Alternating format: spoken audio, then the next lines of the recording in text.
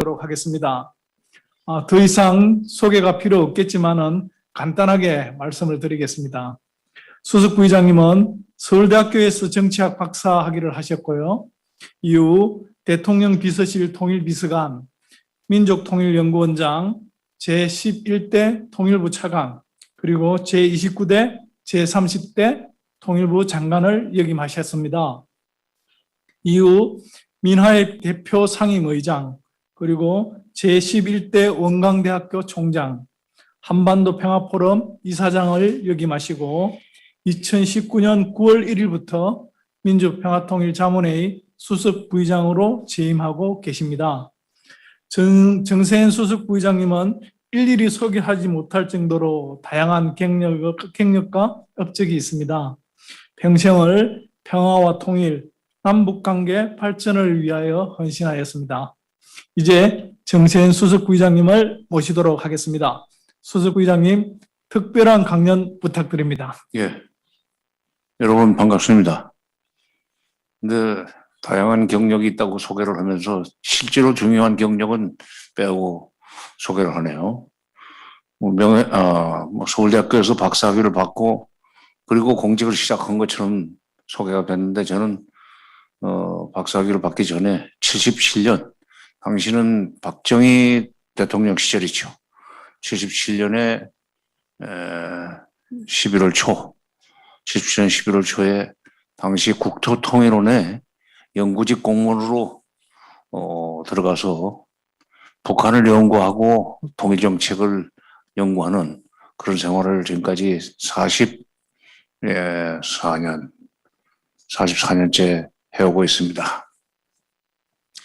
오늘 주제가 6.15 공동선언의 의미와 한반도 평화정책의 방향 이렇게 되어 있습니다. 6.15 공동선언의 의미부터 먼저 말씀을 드리죠. 그동안에 남북 간에 굵직한 합의서들이 몇 번 있었습니다. 가장 대표적인 것이 72년 7월 4일 날 발표된 7.4 공동성명이라는 거죠. 당시에 서명 당사자는 남쪽은 당시에 중앙정보부장 이후락, 그리고 북쪽은 조선노동당 조직비서 김영주, 김영주는 김일성 주석의 동생이었었습니다. 김영주. 공산국가에서는 조직비서가 실질적으로 넘버2입니다. 그러니까 남쪽의 중앙정보부장과 북쪽의 조직비서가 만났다는 얘기는 최고 권력자의 뜻이 실린 합의서라는 뜻입니다. 그런데 그 합의서의 명의를 보면은 좀 특이합니다.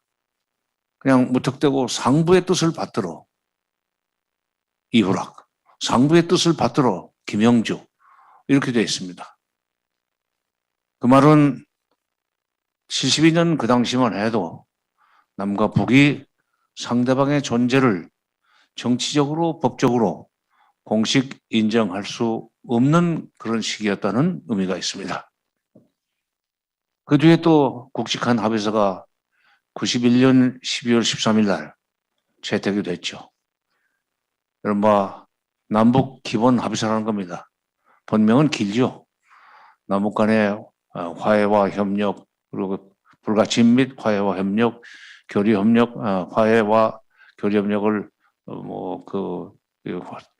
위한 기본합의서 이렇게 긴데 줄여서 남북 기본합의서라고 합니다만, 그것도 대한민국 국무총리 정원식, 조선민주주의인민공화국 내각 총리 연형무, 그때는 공식 직함을 쓴 것도 특이하고, 그 다음에 정식 국호를 쓴 것이 눈에 띄는 대목입니다. 그 당시에 북한은 80년대 말 90년대 초 북한은 남쪽에 흡수 통일될 가능성이 있다는 데 대해서 굉장히 우려를 했습니다. 그래서 북한은 남쪽으로부터 몇 가지 보장을 받아내고 싶어 했습니다. 첫째가 상호체제 인정 존중, 둘째가 상호 영토 불가침, 셋째가 상호 비방 중상 중지, 넷째가 상호 전복 활동 중지, 파괴 전복 활동 중지, 다섯째가 경계선 상호 현존하는 경계선 중시 5가지. 다시 말씀드릴게요. 상호 체제 인정 존중, 상호 영토 불가침, 상호 파괴 정보 활동 중지, 상호 비방 중상 중지, 상호 현 경계선 존중. 이건 무엇을 뜻합니까? 건드리지 말자. 건드리지 말아달라 이 얘기. 시기적으로 그때는 동독이 서독에 뭐 흡수당하는 것은 아닌데 흡수당하는 형식으로 통일됐다고 그러는 그런 생각을 북한은 하고 있었습니다. 경제력이 월등하게 높은 서독에 비해서 경제력이 낮은 동독이 불가피하게 서독 쪽으로 빨려 들어간 결과가 독일 통일이다 이렇게 생각을 하고 있었기 때문에 독일 통일이 90년 10월 3일 날 됐는데요.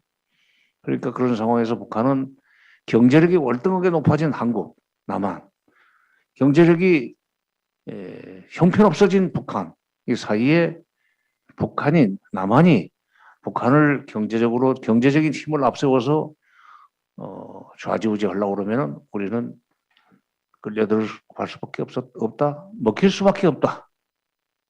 그걸 막자. 그게 아까 말한 5가지입니다. 물론 남북 기본합의서는 그 이후에도 여러 가지 조항을 두고 있습니다. 불가침 관련해서 군사적인 행동을 어떻게 한다, 활동을 어떻게 한다, 그 다음에 교류협력 관련해서 무슨 사업을 한다, 여러 가지 있지만 북한은 그 5가지가 절실히 필요했습니다. 그래서 말하자면 그렇게만 해준다면 남북이 공존할 수 있고 그렇게 가야 된다. 그래야 조선민주주의인민공화국 조선노동당 그리고 김일성 당시에는 김정일 위원장이네요. 91년이면 김일성 주석이 살아있을 때군요. 김일성 주석이 구축해온 김일성 체제 이것을 유지할 수 있다고 생각을 해서 그런 합의서를 만드는데 북한이 적극적이었었습니다. 그런데 그 문제를 합의서를 만들어 놓고 90년대 초로 넘어오면서 난데없이 북핵 문제라는 게 불거집니다. 여러분 기억하시는 대로 93년이죠. 93년 3월 12일 북한이 난데없이 국제 비확산 조약, 핵 비확산 조약으로부터 탈퇴를 합니다. 물론 핵 비확산 조약으로 탈퇴하게 된 과정에는 그 이면에는 사실 미국의 대북 압박 정책이라는 게 있었습니다. 이것은 뭐 지난 일이기 때문에 이제는 털어놓고 얘기해야 됩니다. 미국은 정부 성격에 따라서 보수 정권이냐 진보 정권이냐에 따라서 대북 정책이 판연하게 달라집니다.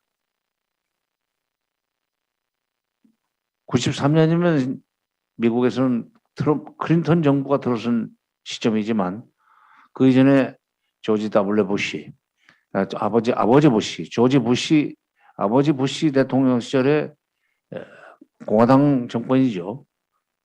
북한을 압박을 해서 북한이 개발하고 있는 여러 가지 미사일이라든지 또는 뭐 핵폭탄을 만들 것 같은 의심도 든다면서 북한을 압박을 해서 그걸 포기시키려고 하는 정책을 추진해온 결과 또 정권이 바뀌면서 미국의 정부가 민주당 정부로 바뀌면서 북한은 이른바 벼랑끝 전술을 쓴 거죠. 핵 비확산 조약에서 탈퇴한다는 것은 무슨 의미가 있느냐? 핵 비확산 조약에 들어가 있으면은 핵 관련 모든 활동을 IAEA 비엔나에 있는 국제 원자력 기구의 그 감시를 받게 돼 있습니다. 그렇게 서약을 하고 들어가는 거니까 그렇게 해서 핵무기도 안 만들고 그다음에 핵물질의 군사적 전용도 철저하게 통제당하는 그런 시스템이 핵 비확산 조약 체제인데 북한이 그걸 빠져나갈 수밖에 없도록 압박을 했습니다. 말하자면 북한에 주재하고 있는 상주하고 있는 IAEA 사찰 요원들이 몇 가지의 정보, 그 정보라는 건 가끔은 조금 페이크 뉴스도 많아요. 그것을 근거로 해서 북한을 샅샅이 뒤지겠다는 식으로 나오니까 북한은 이거는 미국이 우리를 핑계 트집 잡아서 공격을 하려고 그러는 거라고 생각을 하고, 그렇다면은 핵 비확산 조약에서 탈퇴를 해서 우리 마음대로 해보겠다. 그래서 북핵 문제가 생기는 겁니다. 이렇게 말씀드리면은 북한이 핵을 개발하려고 그러는 의도가 나쁘지 그걸 개발하게 만들었다고 미국한테 책임을 돌리는 것이 옳지 않다고 생각할 분들도 많이 있습니다만, 이런 국제정치적인 또 외교적인 사건은 원인과 결과를 정확하게 인정을 하고 사실대로 분석을 해야만 대책 해법이 나옵니다. 그러니까 북한을 미워하는 심정은 이해를 해요. 저도 그렇게 북한을 그렇게 무슨 뭐 곱게 안 봅니다. 그러나 그런 사람들이 사고를 칠 수밖에 없도록 만드는 측면이 우리한테는 없는가 하는 것도 항상 반성을 하면서 대책을 세워야 되는데, 일반적으로 많은 사람들이 그런 건 생각 안 하고 그냥 미운 북한이 하는 짓은 뭐다 나쁜 저희가 있다 하는 식으로 몰아붙이면서 논의를 전개하니까 오히려 해법은 안 나옵니다. 자, 그렇게 해서 이제 북핵 문제가 불거졌습니다. 그러자 클린턴 정부는 민주당 정부이기 때문에 협상을 통해서 문제를 풀겠다는 자세로 임했고, 그 당시 우리는 김영삼 정부 시절입니다. 그러면서 한때 북미 간에 그러니까 3년 6월부터 94년 10월 21일까지 제네바에서 북한과 미국의 관리들이 만나가지고 북한이 핵 활동을 포기하는 대가로 미국은 3개월 이내에 수교 협상을 개시해 준다. 그리고 핵 활동을 포기하는 대가로 경제적인 지원도 해준다. 그러면서 북한이 지정하는 지점에 영변 핵발전소 가동을 중단하는 대신 그거에 400배 출력이 나오는 200만 킬로와트 원자력 발전소를 쳐주겠다는 약속을 했습니다. 그게 미국 제네바 기본 합의입니다. 94년 10월 21일 그때는 시점으로 김일성은 사망하고 김정은 국방위원장이 김정은 제1배사가 실질적으로 북한을 통치하던 시절입니다만은, 그러면서 북한은 핵 활동을 중단했었습니다. 핵 문제가 이제 해결되어가는 핵 문제가 더 이상 커지지 않는, 번지지 않는 그런 상황이 98년 김대중 정부가 출범하는 시점이었습니다. 98년 2월 25일이죠.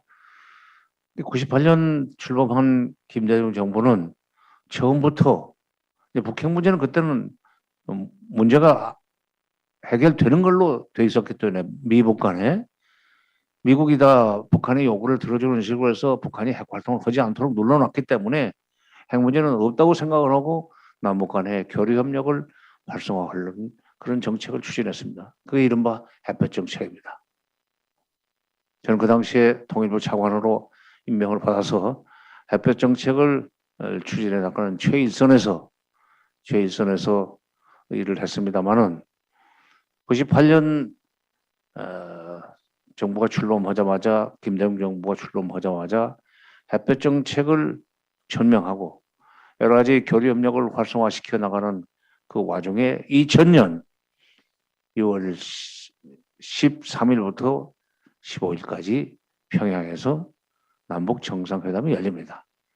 물론 그러기 전에 정상회담 성사 배경을 좀 보면은 아까 말씀드린 대로 김일성 주석이 죽은 뒤에 미국 제네바 기본 합의가 채택이 됐지만 북한은 94년 7월 8일 김일성 주석이 사망한 이후에 굉장히 국내 정치적으로 어려워졌고, 거기다 운이 나쁜 거죠.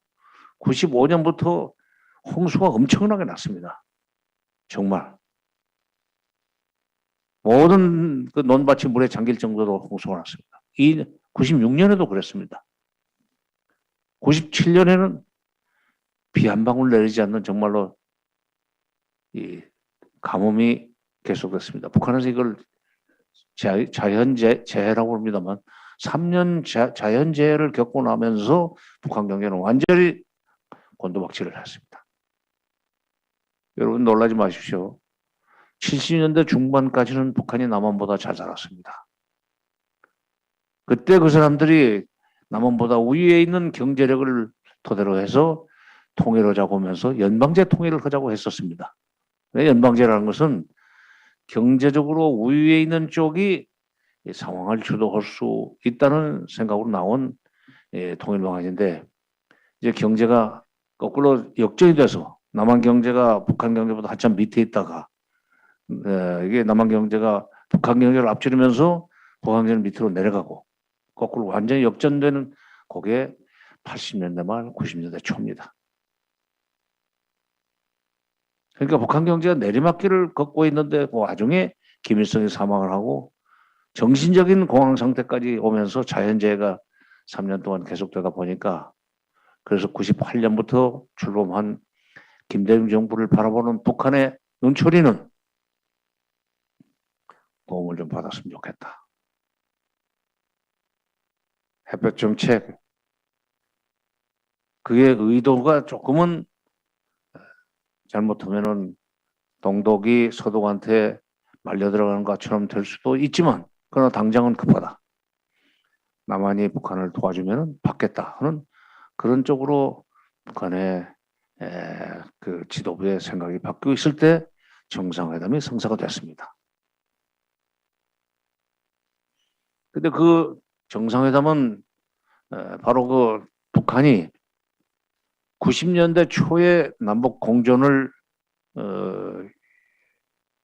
희망했던 것보다도 훨씬 더 절박한 상황에서 남한 정부의 지원을 좀 받아야 되겠다는 그런 말하자면 속셈, 이것이 작용을 했고, 또 하나는 그러려면은 이제 총리급 회담을 할 것이 아니라 남쪽의 대통령과 북쪽의 최고 권력자인 국방위원장 김정일이 만나가지고 거기서 타협을 해가지고 공존을 해야 되겠다.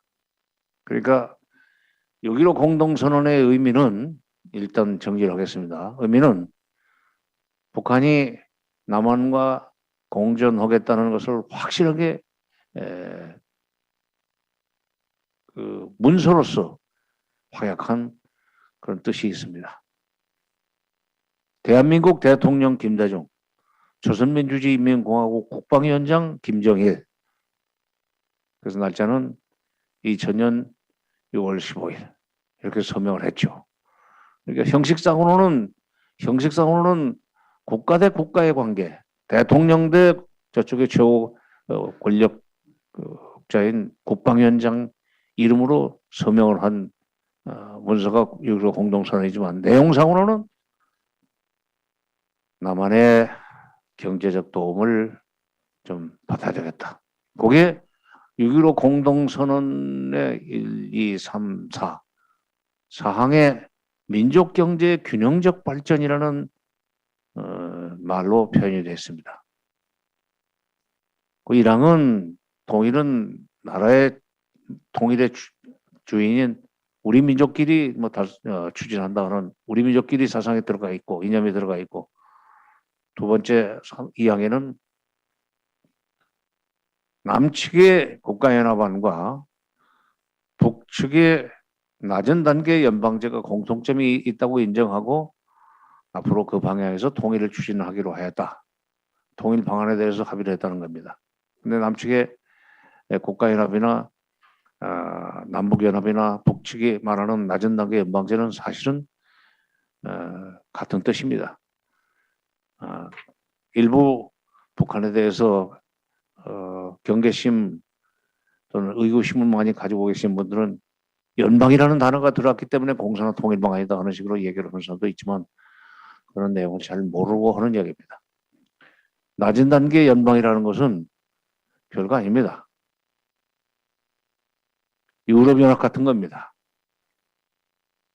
나라끼리 그러니까 국가 대 국가 간의 협력 관계를 연합의 국가연합이라고 그러죠. 그리고 낮은 단계 연방제라고 하는 거니까 그 부분에 대해서는 오해 없으시기 바랍니다. 그렇게 하고 사망에 가서 이산가족 상봉 사업을 하자 하는 합의를 했고 사항이 민족경제 균형적 발전을 도모한다는 합의를 했는데 바로 그 민족경제 균형적 발전이라는 말은 남한 경제가 이만큼 그 우월하고 북한 경제가 이만큼 열등한 데 비해서 이게 남한이 북한을 좀 도와줘가지고 북한 경제가 숨을 쉬고 살아날 수 있도록 서로 돕는 북한에서는 즐겨 쓰는 표현이 유무상통이라는 거 있습니다. 있는 사람이 있는 사람과 없는 사람이 서로가 조건 없이 서로 도와준 거 이게 유무상통입니다. 그럼 유무상통의 정신으로 서로 좀 공존을 했으면 좋겠다. 이게 민족경제 균형적 발전이라는 표현으로 나왔는데 그 뒤에 남북 간의 교류 협력이 활성화돼서 북한 경제가 상당히 도움을 많이 받았었죠. 저는 김대중 정부에서 차관을 지내고 그 뒤에 국정원장 특보라는 것도 거쳐서 또 김대중 정부 말년에는 통일부 장관으로 일을 했고 노무현 정부에서도 통일부 장관으로 일을 했습니다만은 바로 그 햇볕 정책이 6.15 정상회담 6.15 공동선언 이후에 햇볕 정책이 본격적으로 추진되는 과정에서 북한 민심이 남쪽으로 넘어오는 것을 저는 진짜 피부로 느꼈습니다. 생각해 보십시오. 굶주린 사람들한테 먹을 걸 주는 남녘 동포들. 헐벗은 하지만은 추위에 벌벌 떠는 사람들에게 보기만 하면은 오리털 잠바를 오리털 잠바라고 합니까? 오리털 그 외투 이런 걸 벗어주는 남녘 동포들한테 어떻게 총질을 하고 사태질을 하겠습니까? 우리가 6.25 후에 미국이 보내준 쌀과 밀가루, 옥수수 가루를 먹고 많은 사람이 죽지 않고 살 수 있었습니다. 저는 6.25 당시에 6.25 나던 50년에 새는 나이 6살이었고 51년에는 초등학교에 들어갔습니다만은 전쟁이 끝나고 미국이 우리한테 옥수수, 쌀, 밀가루, 그다음에 분유 이런 것을 보내줬었습니다. 한국 사람들 대부분이 그걸 배급받아서 먹었었죠. 시장에서 팔리기도 했었습니다. 아마도 당시에 그 물자가 들어오는 과정에 관여했던 당시엔 공무원이겠죠. 그런 사람들이 일부 빼돌린 것이 남대문 시장에서 팔리고 동대문 시장에서 팔리고 시골 장터에서도 그것이 팔렸겠지만 어쨌건 농사는 안 되고 먹을 건 없고 그런데 미국이 보내주는 그 쌀과 옥수수 가루와 밀가루 그리고 분유를 먹으면서 한국 사람들의 마음이 태평양을 건너 미국 대륙으로 건너가 버렸습니다. 솔직한 얘기로. 영어도 할 줄도 모르면서 전후에 미군들이 여기 계속 주둔했었으니까 시골 농촌에서도 미군들이 탄 추력이 지나가면은 어디서 들었는지 헬로 양키 헬로 하면서 막 따라가면은 또 막 그냥 껌도 던져주고 초콜릿도 던져주고 이제 우리는 그런 걸 받아 먹었지만 그때 미국 사람들은 정말 우리한테 구세주였었습니다. 바로 그런 감정이 김대중 정부, 노무현 정부 10년 동안 햇볕 정책이 추진되면서 북쪽 사람들이 남쪽 사람들을 바라보는 눈초리에서 나타나더라 이거죠.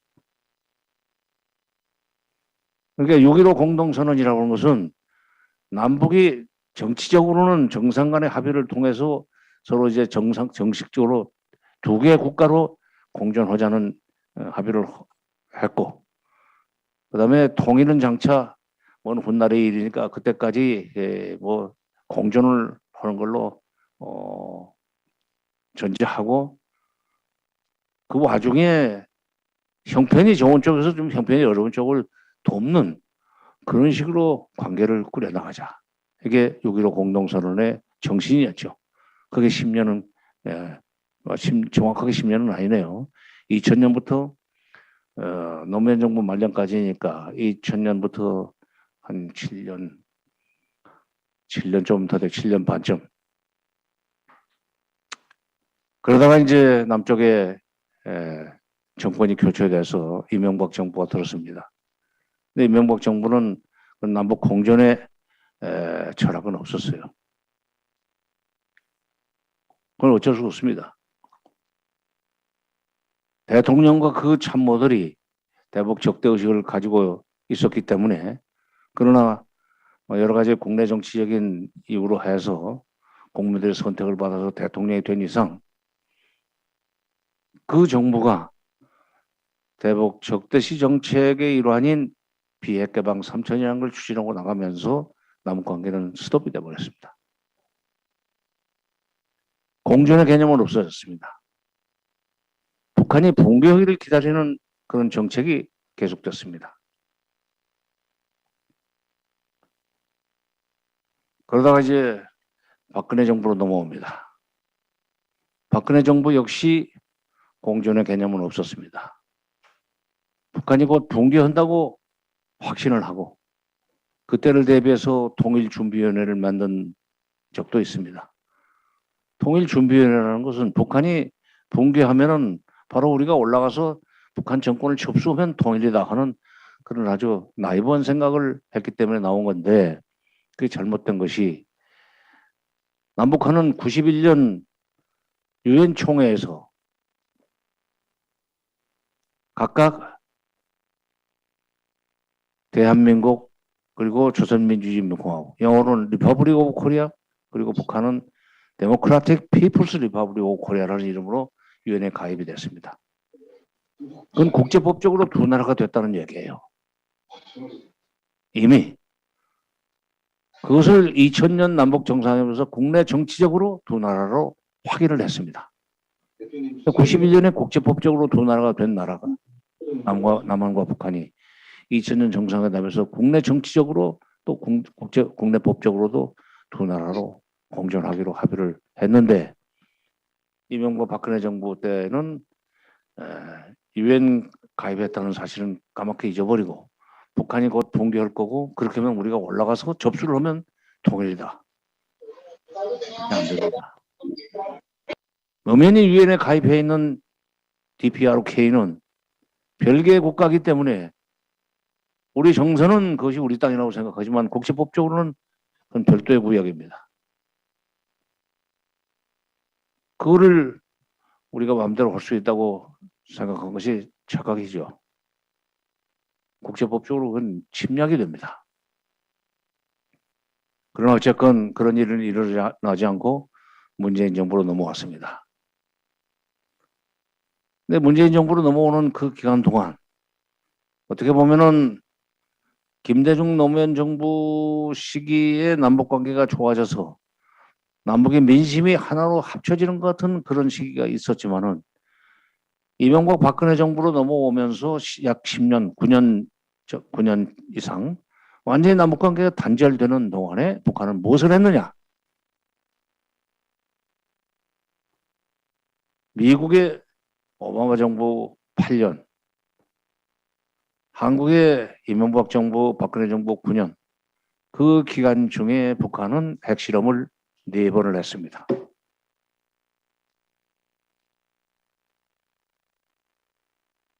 물론 최초의 핵실험은 노무현 정부 시절이요, 남한으로서는. 그러나 미국으로서는 부시 정부 시절입니다. 부시 정부의 대북 정책이 너무 그렇게 압박과 제재 쪽으로 편향성을 보이다 보니까 북한이 미국의 태도 변화를 유도하기 위해서 2006년 10월 9일 날 핵실험을 했습니다. 1차. 시기적으로 노무현 정부 시기지만은 핵 문제와 관련해서 결정권, 그 다음에 또 뭐 협상에 있어서 주도권을 어디까지나 미국이 가지고 있기 때문에 미국이 움직이지 않으면 북핵 문제는 풀리지 않습니다. 왜 그러냐? 북한이 핵 개발을 통해서 얻어내려고 그러는 그 반대 급부는 첫째가 미국 북미 수교입니다. 둘째가 미국이 군사적으로 북한을 치지 않겠다는 평화협정입니다. 다 주역이 미국입니다. 우리는 뭐냐? 미국과 북한이 수교를 할 수 있도록 미국이 북한을 군사적으로 치지 않는다는 약속인 평화협정을 체결할 수 있도록 서로 양자를 연결시켜주고 다리를 놓아주고 또 경우에 따라서는 조정을 해주는 그런 역할을 우리가 할 수밖에 없습니다. 왜냐? 북핵 문제가 해결되지 않으면 최대 피해자는 우리이기 때문에 5천만 남한 국민의 생명과 안위를 위해서는 대한민국 대통령은 그의 이념적인 성향과는 무관하게 빨리 그 문제가 해결될 수 있는 과정으로 들어가도록 촉구를 해두는데 북한 밉다고 해서 남북관계를 끊어버리니까 북한이 회담에 나올 수 있도록 유도하거나 설득할 수 있는 기회도 없어지고 북한을 설득할 수 있는 힘이 없다고 생각하니까 미국도 우리 말을 듣지도 않고 이러면서 오바마 정부 8년 또 이명박 정부 박근혜 정부 9년 동안에 북한이 핵실험을 4번이나 했다. 오늘 아침 뉴스에도 스웨덴에 있는 시프리 그러니까 스톡홀름에 있는 국제평화 전략연구소인데 그쪽에서 북한이 핵폭탄을 최소 지금 30개에서 50개를 가지고 있는 것 같다. 그리고 작년 한 해 동안에 10개를 만든 것 같다.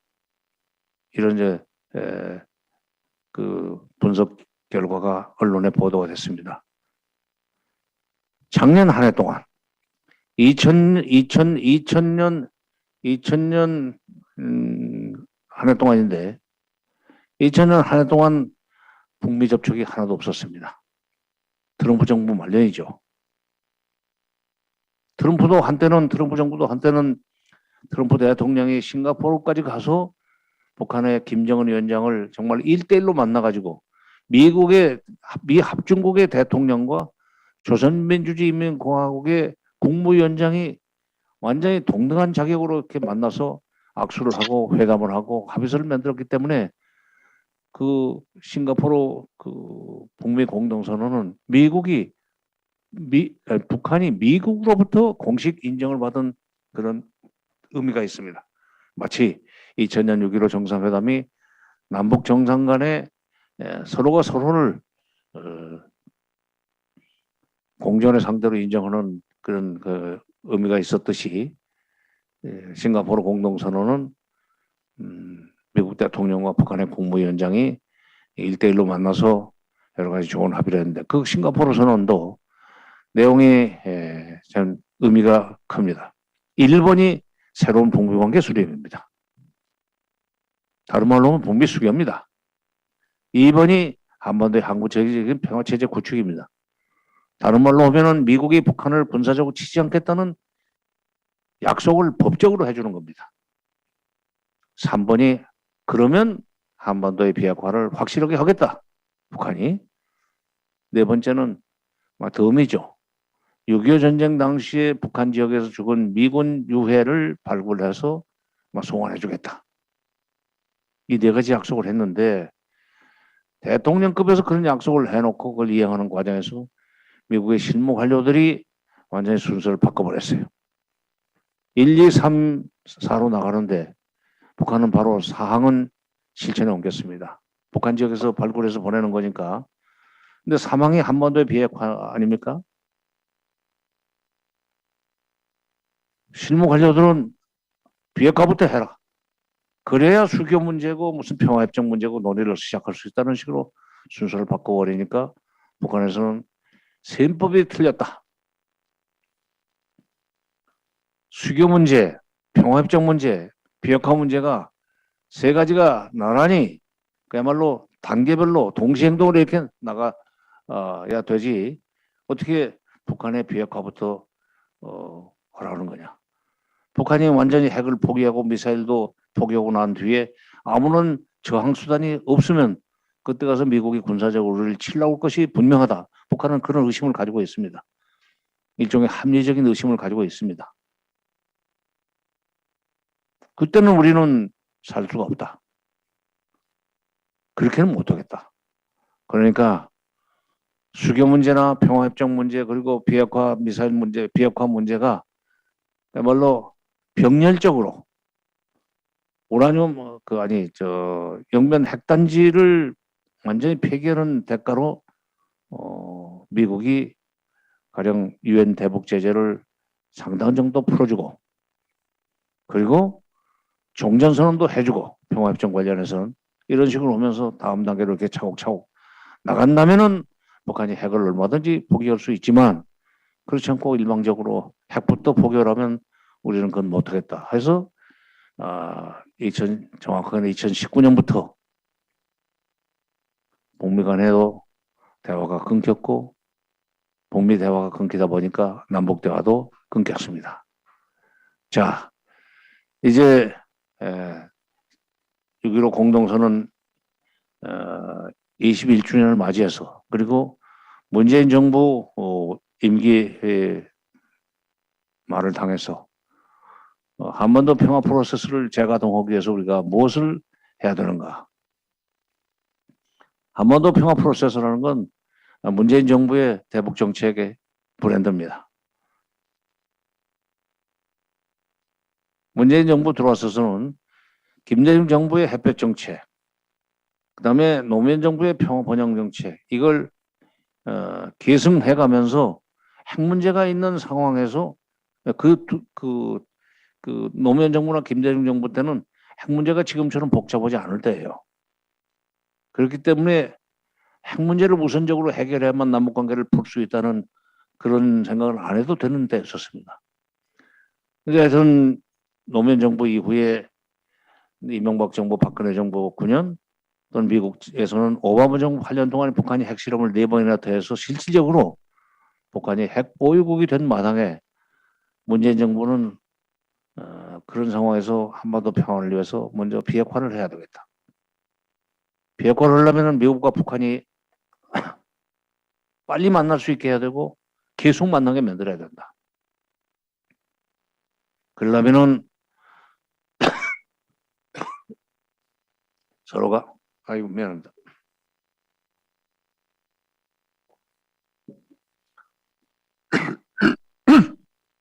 미국과 북한은 솔직히 서로가 서로를 의심해요. 6.25 전쟁을 치르는 과정에서 북한은 북한대로 미국한테 엄청나게 당했다고 생각을 하고 평양 같은 데는 완전히 쑥대밭이 됐었으니까요. 또 북한이 또 소련제 무슨 전투기를 가지고 와서 남쪽도 폭격을 해가지고 서울도 많이 부서졌었지만은 당시에 군사력 면에서 미국이 월등하게 우위에 있었기 때문에 북한은 피해가 훨씬 더 컸습니다. 남한 쪽보다. 그런데다가 북한이 볼 때 미국은 소련이 망하고 난 뒤에 91년부터 소련은 러시아로 이름을 바꿨지만은 소련이 없어진 뒤에 미국은 유일 초강대국이 돼가지고 그야말로 모든 나라들을 자기 이 휘하에 두고 지시하듯이 정치를 국제 정치 외교를 하는 나라다 이렇게 생각하고 있습니다. 그리고 말 듣지 않으면 군사적으로 위협을 하고 또는 군사적으로 공격을 하고 이런 생각을 가지고 있기 때문에 북한은 미국과 협상을 하는 데 있어서 항상 상호주의를 요구합니다.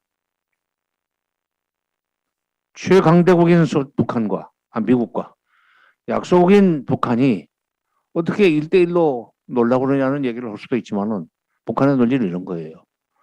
둘이 합의를 해가지고 합의를 해서 뭐 성명도 발표하고 조약도 만들 수 있지만 그것을 이행해 나가는 과정에서 북한이 그 약속을 지키지 않으면 미국은 가만히 있지 않고 국제적인 여러 가지 이 협력 관계를 가지고 동원해서 유엔이라든지 그래서 북한을 막 압박해 들어오고 제재하고 할 수 있지만 미국이 약속을 어기면 우리는 거기에 대해서 항의하고 본면 소리는 할 수 있지만은 아무런 소위 이 대응 수단이 없다. 왜냐하면 강대국가 약소국이 핵 문제를 풀기 위해서는 강대국가 약소국 사이기 때문에 오히려 더 1대1로 상호주의로 동시행동으로 나가야 된다는 것이 북한의 입장입니다. 미국을 믿지 못하겠다는 거예요. 믿지 못하니까 바로 눈앞에서 주거니 받거니 해야 되는데 먼저 받고 나중에 이건 일어나지 않는다고 봅니다. 북한은.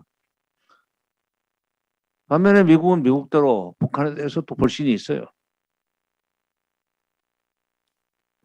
뭐 그 불신이라고 할까 미움을 받을 만한 짓을 많이 했죠. 북한이.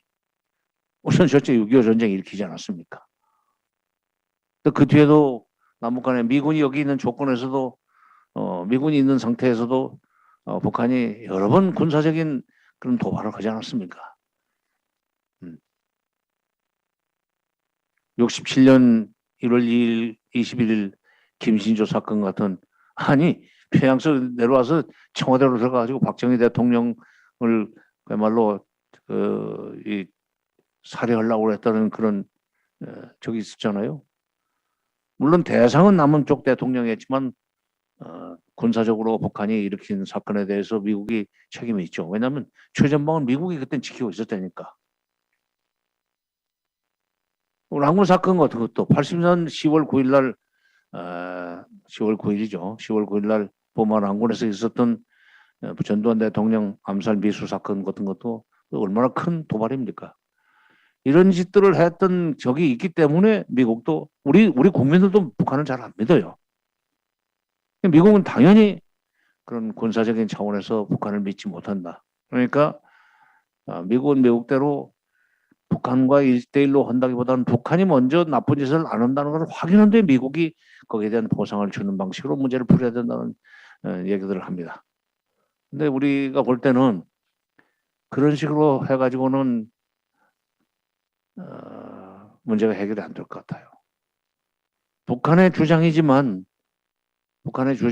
우리로서는 북핵 문제가 빨리 해결돼야만 되는 그 필요성 때문에 어쨌건 미국과 북한이 빨리 만나야 되고 빨리 만나도록 하기 위해서는 북한이 요구하는 방식으로 말하자면 단계별이고 동시행동 방식으로 북핵 문제를 풀겠다는데 미국이 동의하도록 우리가 미국을 설득해야 됩니다. 이번에 한미 정상회담에서 그런 문제와 관련해서 상당히 좋은 성과를 냈습니다. 뭐 여기 백신 문제 관련해 가지고 미국이 우리를 파트너로 삼은 것은 대단한 겁니다. 이건 전 세계적으로 유일한 나라예요. 일본은 옆에 가지도 못했어요. 여러분들 지금 해외에 계신 여러분 자문위원님들 입장에서는 일본은 이만큼 있고 우리는 한참 밑이라고 생각했죠. 물론 미국은 여기 위고. 그러나 이번에 코로나19 상황 관련해서는 일본은 한참 밑으로 갔습니다. 우리는 방역 선진국이 됐고 또 얼마나 지금 발빠르게 움직여서 접종률도 높고 그렇습니까? 검사 자체를 아주 치밀하게 하니까요. 일본은 대충 한다는 거 아니에요.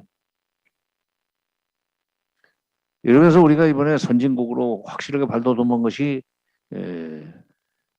한미 정상회담이죠.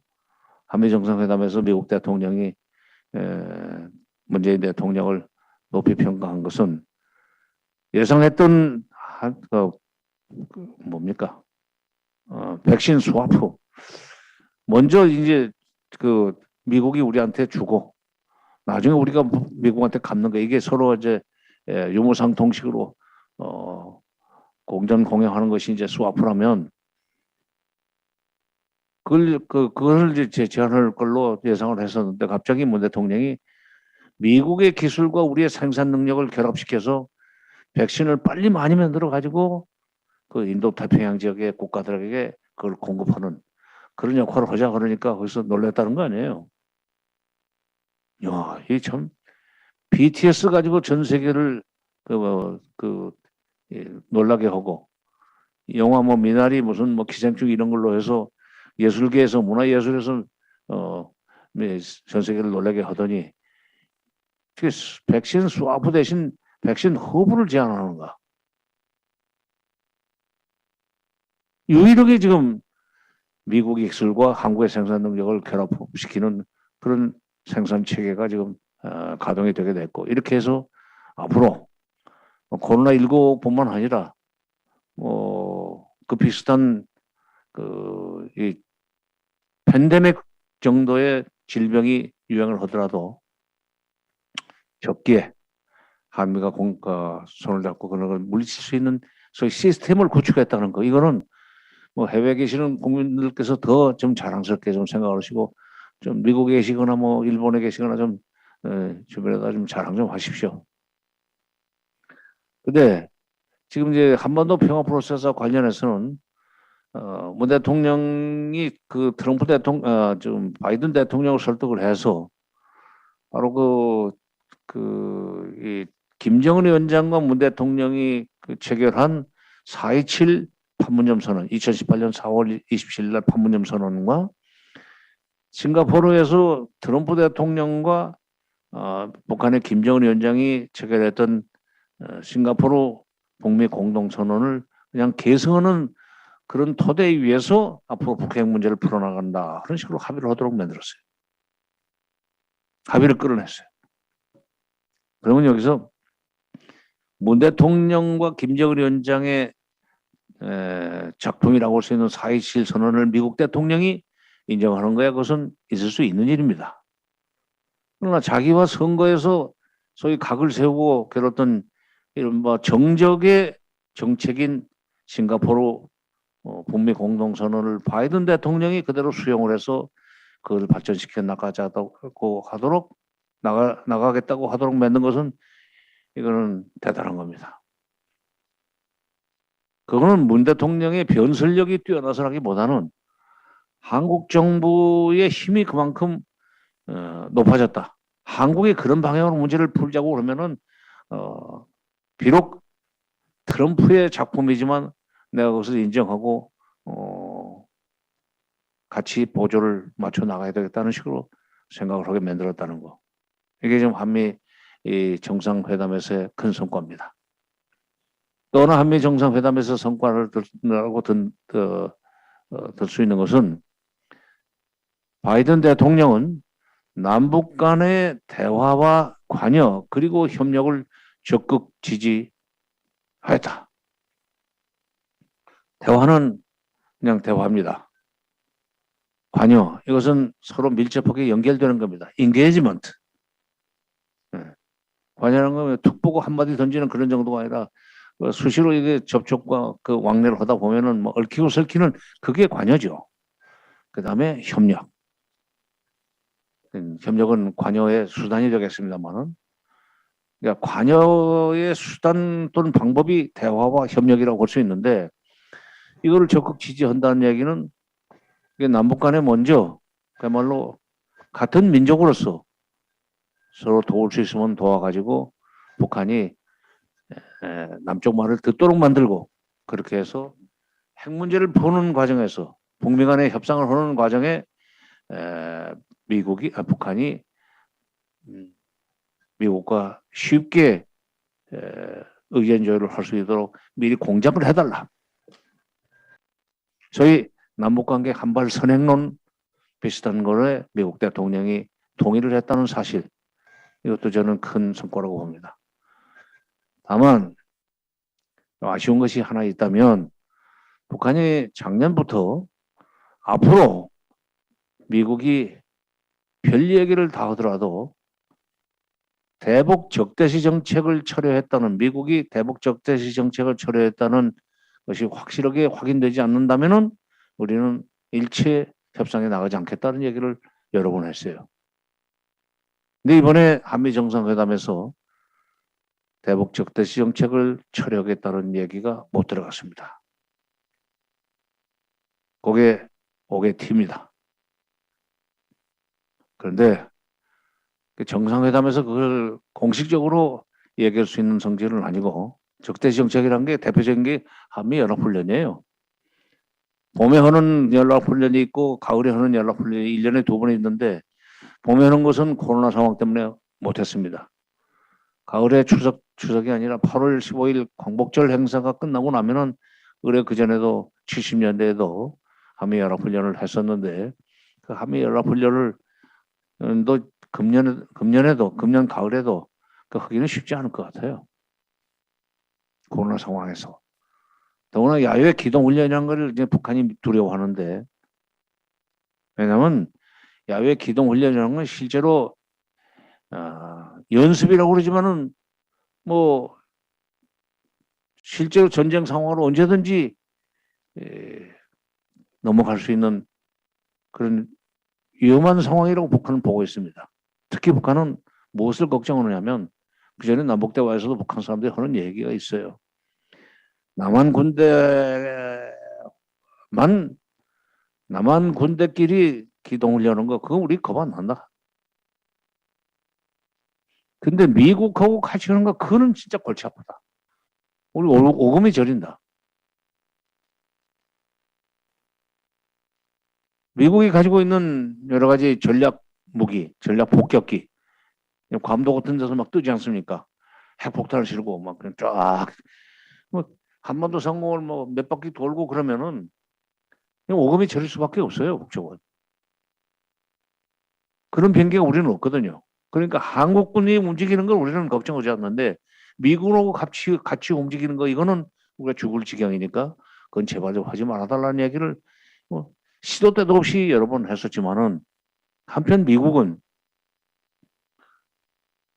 한미연합훈련 그거 연례적으로 하는 거고, 우리가 북한을 치겠다는 것도 아니고, 북한이 일을 벌리면 거기에 그걸 막기 위해서 방어 차원에서 하는 훈련인데, 그거 가지고 왜 자꾸 시비를 거느냐, 문제 삼느냐 하는 식으로 대응을 하지만, 당하는 북한 입장에서는 그게 죽을 지경이다, 이게. 우리가 그런 걸 설명을 해야 됩니다. 그래서 그리고 그것은 한미 국방장관, 국방부 사이에 얘기가 되면 끝나는 거예요. 근데 그게 아직까지는 지금 결론이 안 나는 것 같습니다. 우리가 적극적으로 막 국가안보실도 움직이고, 그다음에 외교부도 움직이고, 뭐 그렇게 해서 분위기를 만들어 가는 것 같은데, 최종적으로 결론이 안 났습니다. 이게 지금 한미연합훈련이 6월 15일, 아니 8월 15일 왜 열리게 돼 있는데, 오늘로부터 딱 2달 후면은 그 훈련이 개시가 되느냐 마느냐는 것, 아니 개시가 될 수도 있지만, 그 전에 6월이 가기 전에 금년에 그 훈련을 하지 않는다. 말하자면 그걸 선언하면 북한이 말하는 대북 적대시 정책의 철회에 효과가 있습니다. 그러면 북한은 북미 회담에 관심을 보일 거고, 또 북한, 미국이 손짓을 어떻게 하느냐에 따라서 회담의 성사가 될 수도 있죠. 물론 그 한미연합훈련을 중단한다, 금년에 하지 않는다 해서 북한이 요구한 대북 적대시 정책 철회 요구라는 걸 충족시켜주는 그런 역할을 우리가 해야 되고, 동시에 그걸 하면서 북한과 미국이 빨리 만날 수 있도록 중재자, 촉진자 역할을 우리가 또 해야 됩니다. 우리는 북한하고도 얘기가 될 수 있지만 또 미국하고도 얘기가 되니까요. 지금 남북 간에 뭐 공식적인 통신선은 다 끊어졌습니다. 끊어진 게 별건 아니에요. 서해 군사 통신선이라고 해서 군인들끼리 하는 통신선이 있고, 통일부가 관리하는 판문점 연락선이 있고, 그런데 그거를 저쪽에서 전화기를 안 받을 뿐이에요. 우리가 돌려도 매일 우리는 9시에 돌립니다. 수동식이죠, 이렇게 돌리는. 그럼 저쪽에 들면은 되는데 안 들어요. 작년 6월부터. 근데 그러나 남북 간에 우리 국정원과 저쪽에 통전부 사이에 하트라인은 살아있는 것 같아요. 작년입니까 벌써 작년 해수부 공무원 그 해수부 공무원이 연평도 해상에서 왜 잘못된 사건이 있었잖아요. 북한에서 분명히 그걸 총격을 가했으라고 보는데 그것 때문에 국제 여론이 나빠질 것 같으니까 바로 하트라인을 통해서 김정은 위원장이 그 사건에 대해서 매우 유감스럽게 생각할 뿐만 아니라 유족들에게 유감을 표명했다. 조의를 표한다는 그런 식의 그런 내용의 전통문을 보내왔어요. 저희들이 다급하니까 그걸 쓴 겁니다. 그럼 살아있다는 얘기죠. 이런 걸 통해서 그러니까 그런 하트라인을 통해서 이제 대북적 재생적 철회의 요구에 해당하는 한미연합 훈련 중단을 우리가 한미 간에 조율을 해서 공식적으로 발표를 하고 자 이렇게 됐으니까 빨리 미국과 만나라. 그리고 그러기 전에 남북 간에 뭐 적절한 급에서 공개도 좋고 비공개도 좋고 코로나 때문에 위험하다면 비대면 형식으로 뭐든지 판문점에서 회담을 해서라도 한미 정상회담이 어떤 식으로 해서 그런 성과를 내게 됐는지 한번 뒷얘기를 해주마. 이렇게 한번 북한을 설득할 필요가 있습니다. 그렇게 하면은 비핵화 프로세스가 시작될 수 있고 비핵화 프로세스가 시작이 돼야만 남북 간의 화해 협력도 본격적으로 가동이 되고 그렇게 해서 문재인 정부가 말하는 소위 남북 간의 방역 생명 공동체, 방역 협력체, 생명 공동체, 경제 공동체, 뭐 사회문화 공동체 이런 것을 다시 가동시킬 수 있을 겁니다. 그러니까 한반도 평화 프로세스라는 것은 비핵화 프로세스와 남북 화해 협력 프로세스를 같이 서로 맞물려 돌아가게 만들어 놓은 그런 과정인데 이게 지금 시작이 되려면 그 첫 단추가 한미연합 훈련 중단. 그렇게 해서 대북 적대시 정책이 철회가 된 만큼 북미 대화를 해야 된다는 것을 북한한테 설득을 하고 또 미국도 움직이도록 하고 그 북미 대화만 시작이 되면 바이든 대통령이 얘기했듯이 남북 간의 대화와 관여와 협력을 적극 지지한다고 말한 대로 그대로 남북 간의 대화와 관여와 협력을 활성화시키면은 다시 북쪽 사람들의 마음이 남쪽으로 넘어오는 그런 시대가 열릴 겁니다. 그때를 위해서 우리 노력을 지금 정부에서는 정부대로 하고 있지만 우리 평통 자문위원님들은 특히 이제 공공외교가 우리 평통 자문회의에 주어진 사명 중 하나이기 때문에 주재국에서 살아 계시는 곳에서 여론 조성을 해주시고 또 국내에 계시는 분들도 미국도 좀 움직여줘야 된다. 한미연합 훈련 같은 관련해서 한국 정부의 요구를 진지하게 좀 경청을 하고 꼭 기계적으로 반응하지 말고 이번만큼은 문재인 정부가 임기 말년에 다시 2018년 한반도의 봄과 같은 그런 상황을 재현하고 떠날 수 있도록 도와줘야 된다는 얘기들을 여론화시킬 필요가 있습니다. 일선에서 일을 하다 보면요. 협상을 하다 보면 협상 대표의 세치의 혀가 문제를 푸는 것이 아니라 협상 대표 등 뒤에 있는 국민 여론이 결국 협상력을 높여줍니다. 남북 대화도 마찬가지예요. 저는 여론 핑계를 많이 댔습니다. 당신의 요구가 뭐 터무니없지는 않지만 그걸 들어주면은 틀림없이 대북 적대 의식을 가지고 있는 사람들의 반대가 일어난다. 그러니까 북측에서도 우리가 요구하는 이 정도는 들어줘야 된다. 그래야 대북 지원을 반대하는 사람들 또는 북한의 여러 가지 요구를 쉽게 들어주는 우리 정부의 입장이 살아날 수 있다 하는 식으로 북한을 설득했는데 결국 핑계를 댔지만 여론 핑계 한미 간에도 그런 국민 여론이 제일 큰 힘이 될 겁니다. 주미대사 우리 외교부 장관이 말을 아무리 잘해도 여론이 뒷받침되지 않으면 그 미국의 태도 변화, 정책 변화를 이루어올 수가 없습니다.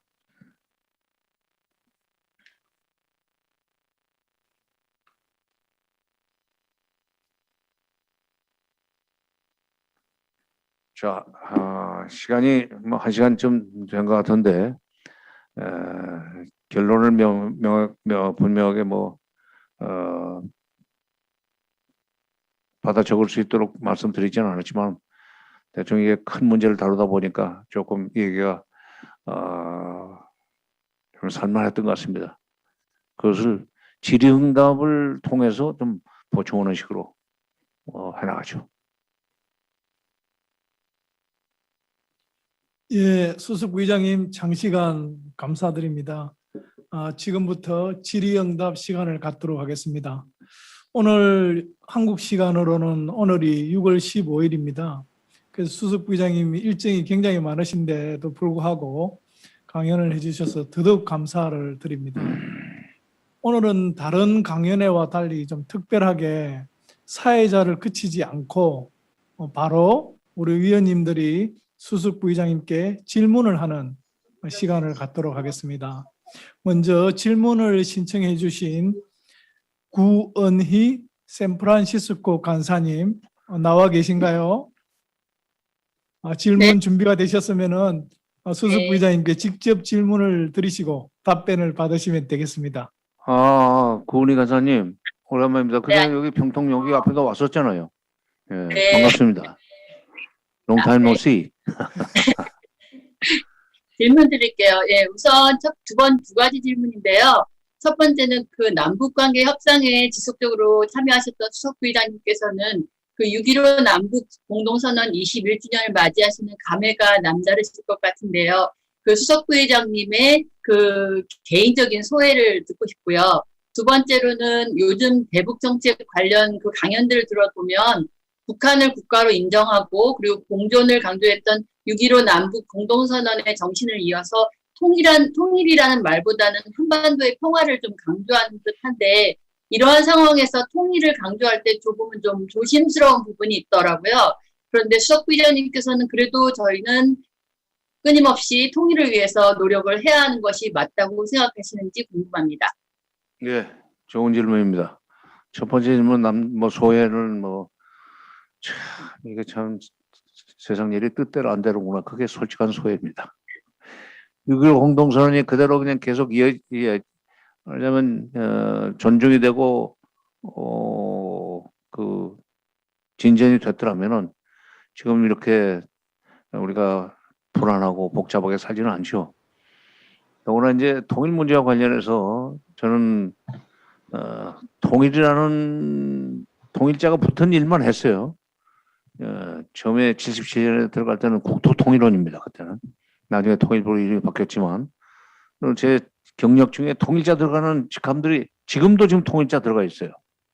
그런데 분단이 지금 우리가 국토분단이 지금 45년부터 시작하면은 76년. 이렇게 비슷하게 맞는 그다음에 그냥 남북의 정보가 수립된 두 개 정보가 수립된 정치 분단으로 계산하면은 지금 48년부터 시작했으니까 48년이었으니까 73년. 근데 저도 통일원에 처음에 들어갈 때는 통일이 곧 될 수 있으리라고 생각했었습니다. 몇 가지 조건만 충족된다면 통일은 될 수 있다고 생각을 했는데 이게 시간이 가면서 점점 이게 굉장히 어려운 일이구나.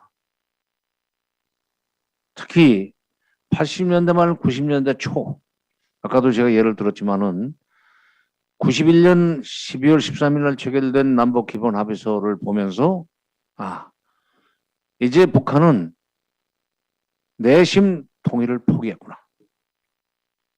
그 전에는 자기네들이 주도하는 통일을 할 수 있다고 생각을 했었지만은 남쪽의 공력이 이렇게 올라가고 북한 경력은 이 정도 됐다가 막 떨어지는 그런 상황에서 도저히 상황을 주도할 수 없다고 믿기 때문에 상호 체제 인정 존중 영토 불가침 상호 파괴 전복 활동 중지 무슨 상호 비방 중성 중지 현 경계선 존중 이렇게 저는 합의서를 만들어 달라고 매달렸었거든요. 사실 그때. 지난 일이지만 그때 그 문서를 놓고 김일성이 그랬다는 거예요. 회담 대표들한테. 이걸로써 적들의 발목을 잡았다. 발목을 잡았다. 이 문서는 천군 만마보다도 유력하다. 무슨 말이냐? 그때부터 북한은 사실상 투코리아를 지향했다는 겁니다. 말로는 통일이라는 말을 하지만 실질적으로는 공존, 이걸 지향하기 시작했다는 거죠. 유엔 공식 가입도 마찬가지입니다. 국제법적으로 투코리아를 제도화한 겁니다. 남북 간의 공존을 제도화한 것이 기본 합의서입니다. 물론 거기는 이 항에 이렇게 되어 있죠. 남측의 남북연합안과 북측의 낮은 단계 연방안이 공통점이 있다고 인정하고 앞으로 그 방향에서 통일을 지향하기로 하였다라고 했지만 굉장히 먼 훗날의 일이라는 뜻입니다. 지금 와서 지금 다시 이제 세월이 흘러가지고 그때로부터 세월이 흘러 30년이 흘른 이 상황에서 북한이 이미 코리아를 국제정치적으로 지향한 것이 유엔 동시가위고 남북 간에 제도한 것이 기본 합의서인데 아직도 남쪽이나 북쪽이나 통일이라는 말을 입에 달고 삽니다. 우리도 통일이라는 말을 지금 쓰지 않고 무슨 남북연합 같은 것이 실질적으로 우리가 도달할 수 있는 중간 목표 아니면 최종 목표일 수밖에 없다는 얘기를 하면은 통일 포기했냐고 또 난리가 날 거예요. 그러나 이제는 현실을 똑바로 직시해야 된다고 생각합니다. 통일은 어렵다고 봅니다. 왜? 남북 간의 사회문화적 차이는 그게 크진 않아요. 역시 뭐 조선 사람은 어디 갑니까? 먹는 거 같고 양복도 있지만 피처 한복도 한 벌씩은 가지고 있고 특히 북한 여성들은 뭐 한복이 필수니까 음식 같고 쓰는 용구 같고 그러니까 공산주의 사상이 머릿속에 들어있느냐 아니면 민주주의 사상이 들어있느냐는 차이 빼놓고는 남북이 똑같습니다. 그런데 문제는 뭐냐? 경제 격차가 너무 난다는 거예요. 70년대 중반까지만 해도 북한이 우리보다 잘 살았지만 70년대 중반에 우리가 북한을 앞지르기 시작하면서부터 점점 80년대 북한은 제로 성장을 하고 우리는 계속 성장하는데 북한은 90년대부터 마이너스 성장을 하고 경제가 워낙에 어려우니까 2000년에 정상회담을 통해서 민족경제 균형적 발전이라는 명분 하에 남쪽의 지원을 받으려고 했던 북한의 심정. 지금도 그것은 크게 변하지 않았다고 생각합니다. 금년에 1월 달에 북한이 조선노동당 8차 당대회를 열어가지고 당 규약을 개정했습니다. 원래 조선노동당 규약에는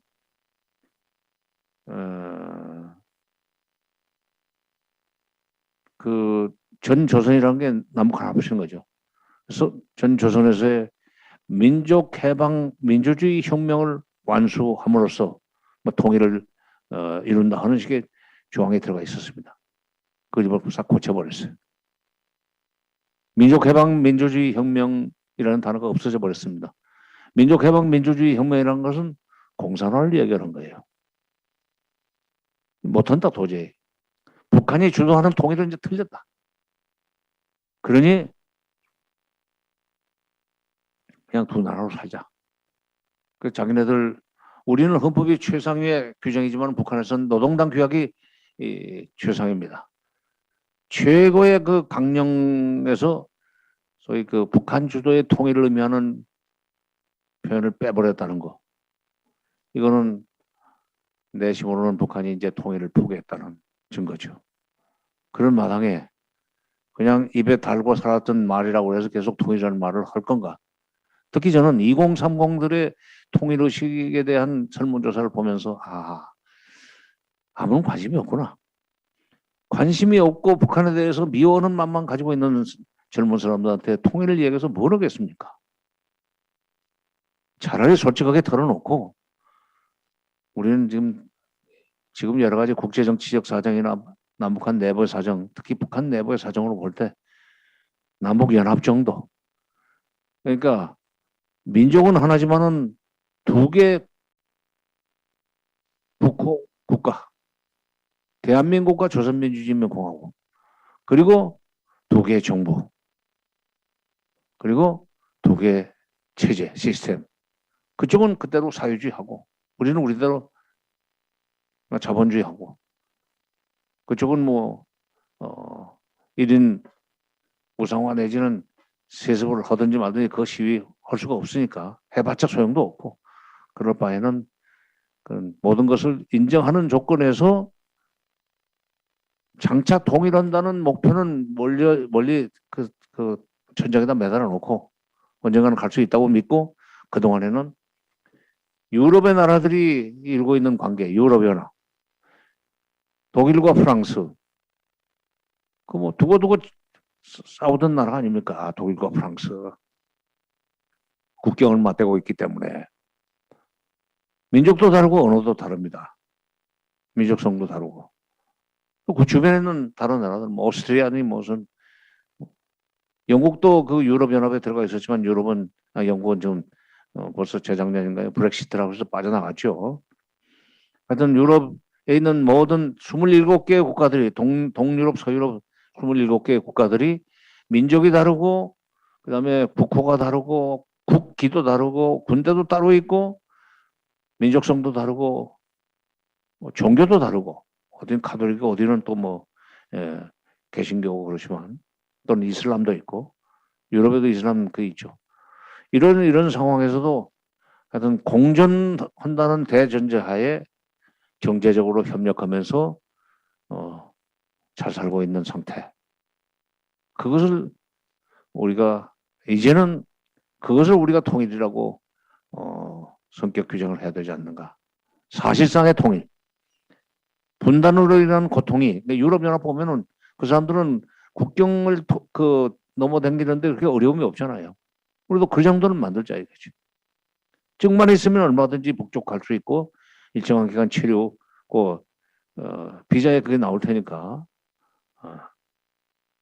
그런 규정을 지켜가면서 서로 왕래하고 도울 수 있으면 돕고 또 도움 받을 건 받고 이런 식의 관계, 이런 관계를 그냥 통일이라고 말하자면 분단으로 인한 고통이 사실상 많이 줄어든 그런 상태를 통일이라고 개념 규정하고 살아야 되지 않나. 유럽연합 같은. 그래서 제가 요즘 이름을 하나 줬습니다. 코리안 유니언. EU 하듯이 KU. 그 상태를 우리가 통일로 여기고 살아야 되지 않을까 하는 생각입니다. 좋은 질문 해주신 구은희 간사님 감사합니다. 근데 그 굉장히 벌써 더운 모양이네요. 반소매 입으신 거 보니까. 샌프란시스코는 덥겠지. 예, 수석 부의장님 감사합니다. 지금 되게 많은 분들이 질문을 주셨는데 시간 관계상 한 분 정도 하고 마무리를 짓는 것으로 해야 될 것 같습니다. 우리 달라스의 김성환 간사님, 타이완의 임병욱 의원님, 그리고 진월 큰스님, 그리고 최민석 부회장님 등 많은 분들이 질문을 주셨습니다. 그렇지만 시간이 부족한 관계로 마지막으로 박재원 하와이 협의 회장님의 질문을 받고 마무리를 짓도록 하겠습니다. 박재원 회장님 화면에 나와주세요. 예, 안녕하십니까. 알로하.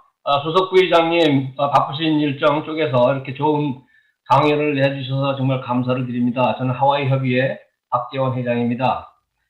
예, 반갑습니다. YKK입니까, 뒤에? 예, YKK가 이제 보이는데 네? 이거 제 방이 아니고요. 백그라운드 사진입니다. 예, 제가 이제 두 가지 질문을 좀 드리고자 합니다. 먼저는 지금 그 바이든 정부의 대북 정책 기조가 완전하게 이렇게 드러나진 않았지만, 이 상태에서 만약에 미국의 비협조로, 북한의 핵이 결국 북한이 핵을 포기하지 않을 경우에 우리 정부가 취할 수 있는 최종 선택으로는 어떤 게 있을지, 수석 부의장님 생각을 좀 듣고 싶고요. 두 번째는, 지난번 그 한미 정상회담 결과, 또 이번 그 G7 정상회담의 그 분위기를 볼 때 참 한미 공조가 과거 문재인 정부 들어서서 과거 어느 때보다 좀 본격화되고 있다는 저는 그런 생각을 했습니다. 그렇다면 우리 정부가 지금까지 취해온 그 대중 대미 정책이 경제와 안보를 나누어서 좀 이렇게 그 분리 정책을 해왔는데 지금부터는 우리 정부가 대미 정책을 우선 정책으로 하지 않나 이런 그 생각을 한번 해봤습니다. 그 수석 부의장님의 생각은 어떠신지 듣고 싶습니다. 예. 근데 뭐 질문은 짧은데 답이 좀 길 수밖에 없는데. 근데 뭐 저거 그 배경 화면을 보니까 하와이 가고 싶네. 언제든지 오십시오. 예. 그 두 번째 문제부터 지금 답변을 드리겠습니다. 미국과 중국 사이에서 한국 외교는 한쪽에 치우칠 수가 없습니다. 우리가 안보는 미국과 뭐 밀접한 연계를 가지고 유지해 나가고 있지만 먹고 사는 문제는 중국과의 관계에서 풀리고 있거든요. 지금 우리가 지금 G10 국가, G10이라고 그러지만은 잠재력 면에서는 뭐 G7으로 곧 넘어갈 수 있다고 보기 때문에 지금 영국에서 열리는 G7 정상회담에서도 그 상석의 대접을 받은 거 아닙니까?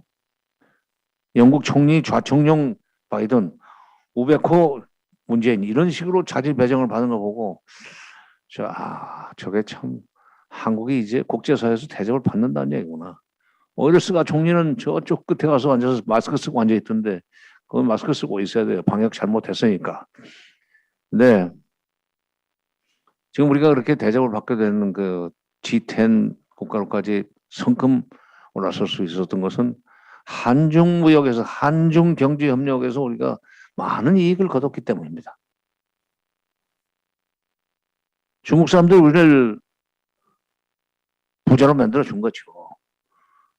이거를 안보라는 이유로 해가지고 미국의 편중되게 외교를 하면서 중국으로부터 중국이 섭섭한 마음을 갖게 하고 그렇게 해서 경제 관계가 말하면 줄어든다든지 아니면 보복이 나오도록 만드는 것은 절대로 일어나서는 안 될 일이라고 생각합니다.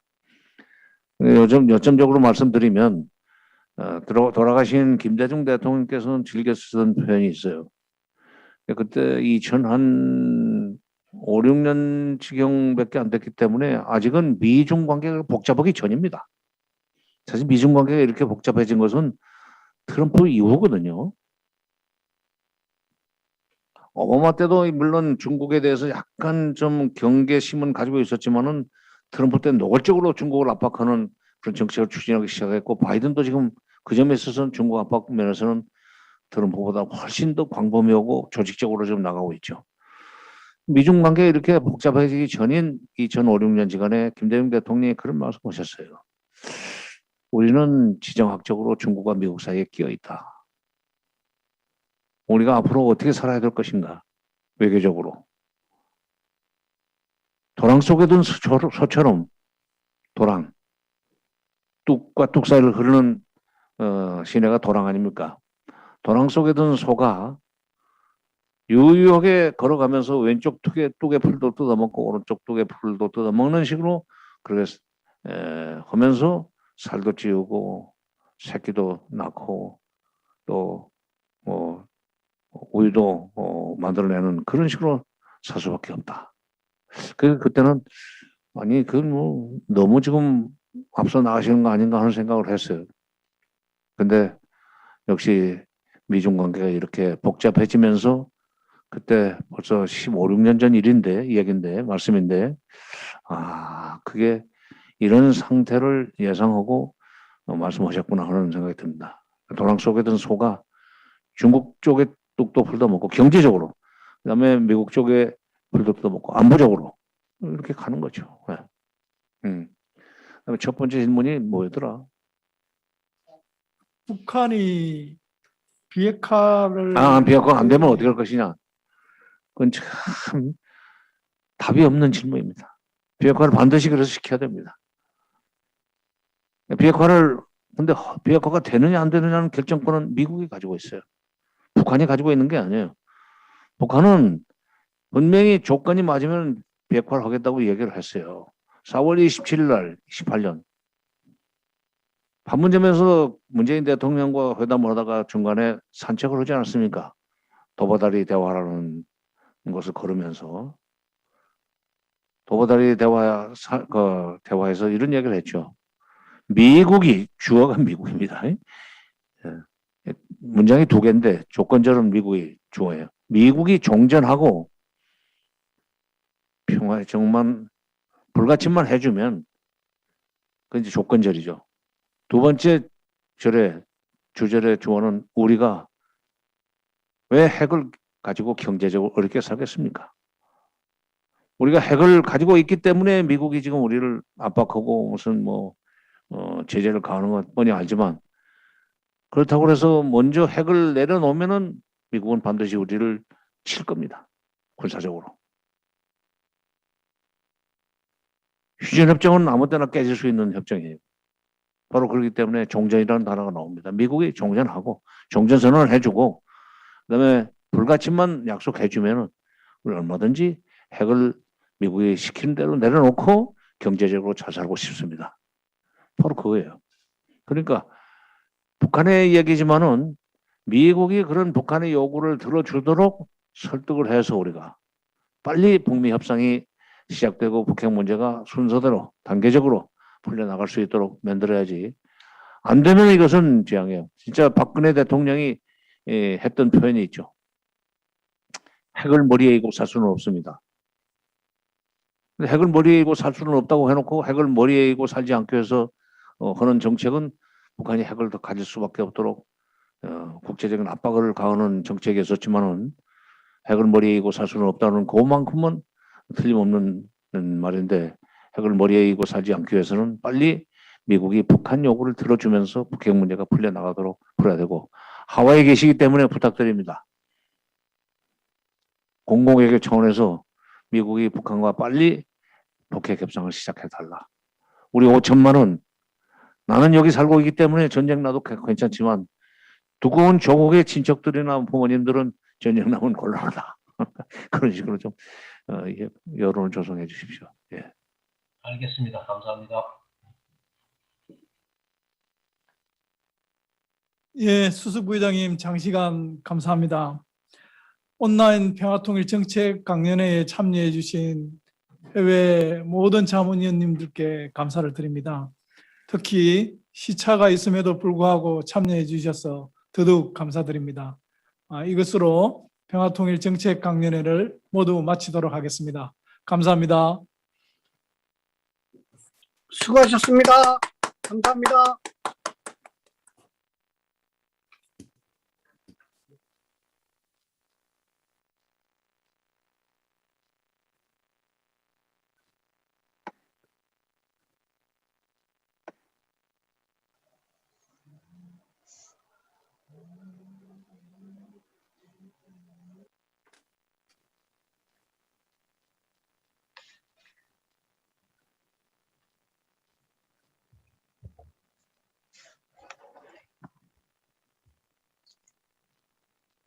감사합니다.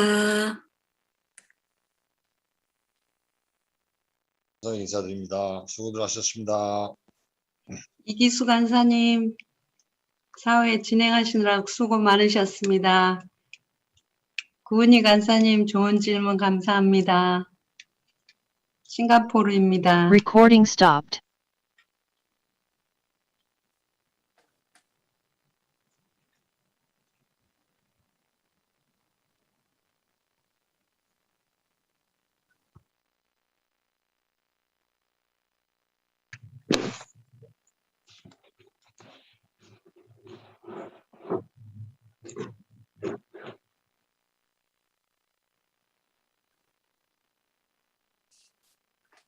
이진경 상임위원님 수고하셨습니다.